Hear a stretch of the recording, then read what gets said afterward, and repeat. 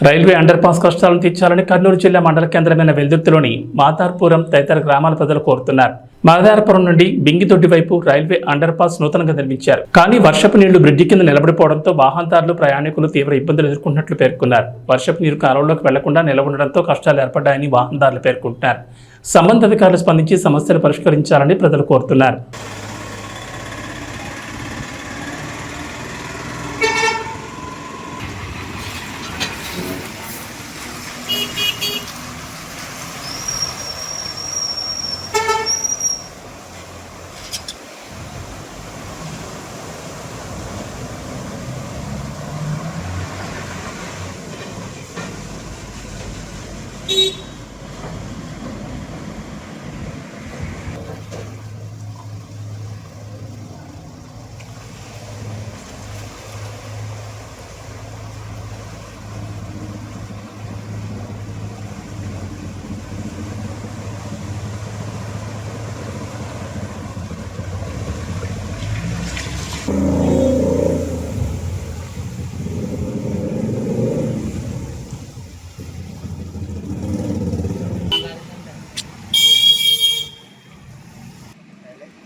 Sir, railway bridge కింద మాకు నీళ్ళు వర్షం నీళ్ళు దండిగా వస్తున్నాయి.